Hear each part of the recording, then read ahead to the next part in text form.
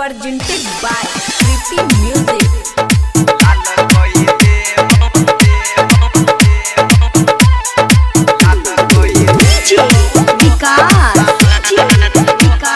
Mixed by P4 Prakash Raj.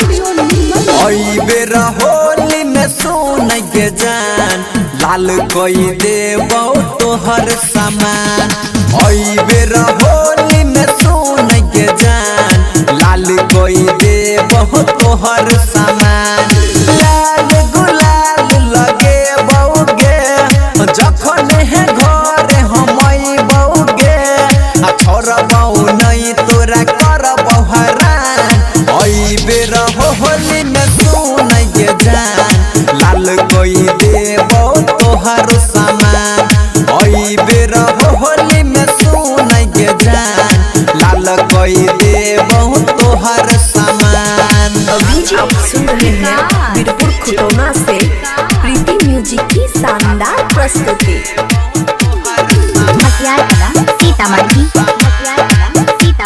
Mix by P4 Prakash Raj.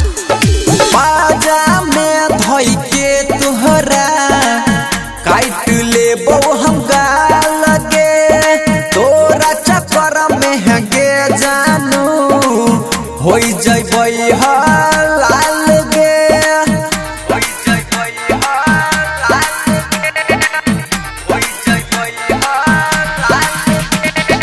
बाजा में धोई के तुहरा काट लेबो हम गाल गे तोरा चक्कर में है गे जानू हो जेबै हम हलाल गे।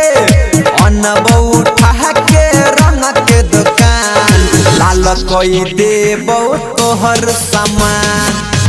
बेरा होली में सोन के जान लाल कोई देबो तोहर सामान।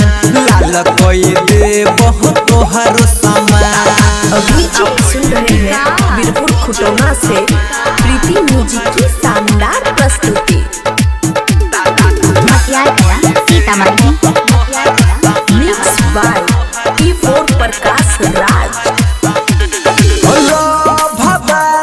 सब विटामिन चॉइस लेबो गे आइबो के तोहर जवानी के खुआ खेबो गे जानू दाइबो के।